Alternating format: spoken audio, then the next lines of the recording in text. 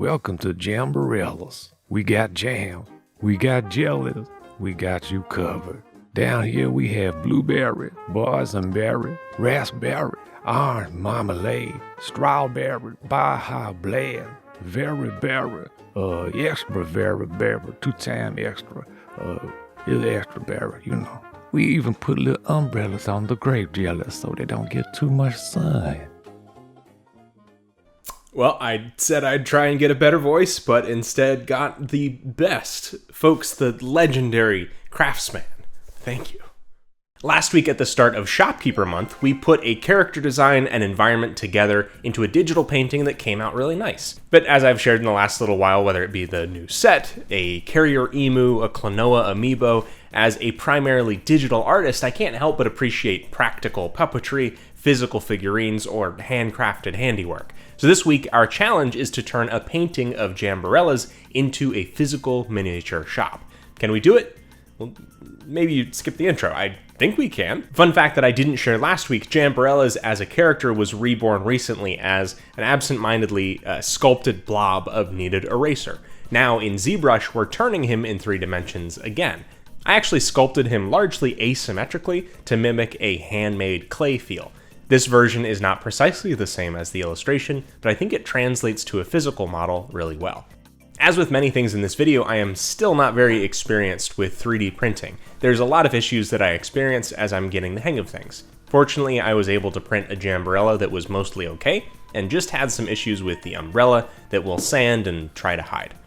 Seeing your own character in 3D like this is super cool. After washing and curing, we'll sand down the little imperfections and start painting. The airbrushing didn't work out with Klonoa, but I want to try again. This week I'm testing out a masking fluid, which when painted on helps you mask areas. It worked relatively well in a test, so I'm using it to cover Jamberella from the lightest colors to the darkest. Then some blue tack over the rest of the body makes him a little Jamberella's babushka. I have the words of my dad in the back of my head to never create a double masking tape line with paint, and a lot of the actual edges still need to be fixed with a tiny paintbrush later on. This is probably the part of the process that I am the least happy with, because even with as precise and patient an amount of control as I had over the paint job, I can just feel that the starter set of translucent airbrush paint that came with my kit is ridiculously low quality. If anyone has some recommendations for better paints for miniatures and prints like this, is it Army Painter, is it Vallejo? I honestly would love to get results that don't look like Thin Your Paints PSAs, despite the paint being too thin after dozens of coats. My mom was getting rid of some hexagonal corkboard that she'd painted gold, so I used that as the base of our miniature, and some little flecks of that gold still shine through at the end. I cut a cardstock template of our dock and used a pencil sharpener to make 8 dock sticks, the underwater wood.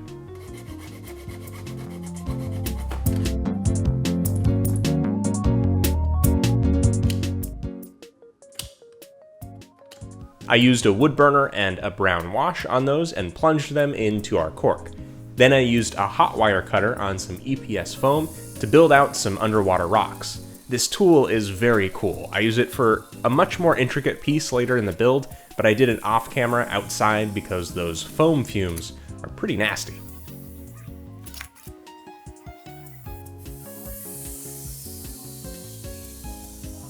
After gluing the rocks down, I used some Mod Podge and brown paint to make a sort of sealant over everything.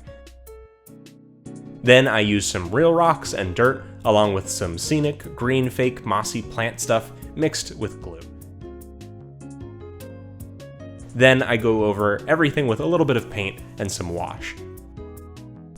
A lot of this won't be immediately visible as you look at the model, and some of it's hidden under the dock, but it does give a lot of the extra texture that I was hoping for, and the swampy bayou setting that Jamberellas is set in definitely comes across with just a couple of little details. Next, we mix up some clear epoxy, add some resin dye to turn it a murky bluish green, and then pour it all over our scene with the advent of a foam wall around it to keep the resin in. This fire helps evacuate any air bubbles, and it looks pretty cool. So for the wooden dock, we're cutting some balsa wood and layering some coffee stirrers in the most tedious process of the entire build. This and many other techniques are borrowed from my buddy Studson over at Studson Studios, who at one point later reassured me that the big umbrella that I made for the tent the night before my deadline would indeed hold up with just a little Mod Podge and some wire.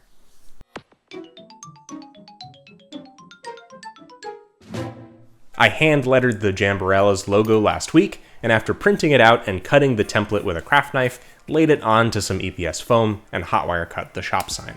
If I had more time, I would have loved to add the marquee light bulbs into the sign, like in the illustration.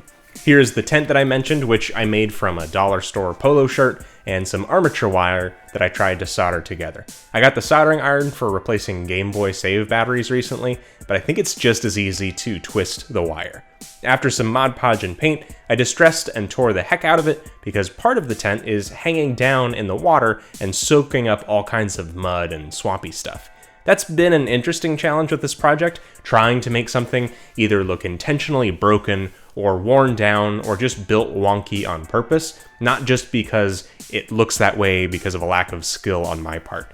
I can't tell with some of it in the final, honestly. Now for that colorful, popular YouTube fodder as we make our jams and umbrellas. So here comes one of the really tough parts. In order to get jam jars that are Jamberella's size, I ordered a bunch of these cork-topped vials that were a bit too tall, and then a glass cutting bit for a Dremel. So my plan is actually to... Oh, just one, sorry, from the future.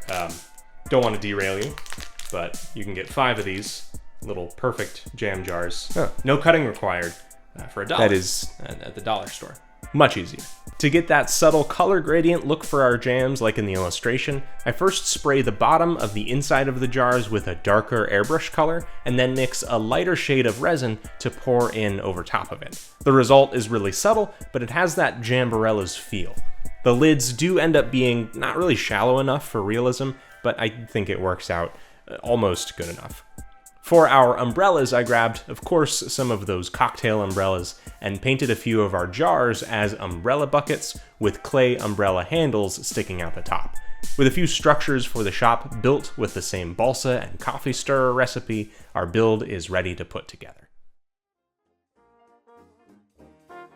I think that if anything, I'm mainly disappointed with the paint because so much intricate work went into something that ends up looking like it was slapdash on the figure. But again, as something I haven't done before, I think I legally have to be proud of the results. It's so interesting because when you represent something in a 2D image, you have so much leeway. You can simply erase and manipulate whatever you'd like. Once it's digitally 3D, you can at least reconcile by pushing points and polygons around. But once it's physical, you're sort of forced to come to reality on your own design decisions, which is why I'd recommend doing something similar yourself as a fun project or exercise. An absolutely massive thank you again to TheCrafsMan, who I think is without a doubt one of the kindest persons making the best work on YouTube, and it was such a huge treat to have him as the one true voice of Jamberella's, which I will be geeking out for forever. Well, you know, Brookes, I got my degree in crocodileology, and I figured you could use some input. Plus, I can't help it. If there's crafts, then I just sort of gravitate towards them. You're a legend, Craftsman. Next week on Shopkeeper Month, if all goes to plan, we're going to look at my pick for the best art product to start out with as a shopkeeper, and to close things out the week after that, I'm answering all of your artist shopkeeper questions, so keep those coming in. These videos might get swapped around just for one possible logistical snag. Our main focus here is always on art and character design, of course, but especially as I work in the background on things like the animated pilot for Stormfellers, I just can't help but try out these side quest projects from time to time, and I hope you enjoy them. You can get Biko's backpack over on Patreon with a Jamberella's card and Clem pin this month. You can grab my course Learn Character Design at learncharacterdesign.com, and you can follow me at BagelDenizen on Instagram, Twitter, and Twitch. Like I always say, thank you for watching and have fun creating. Take care, folks.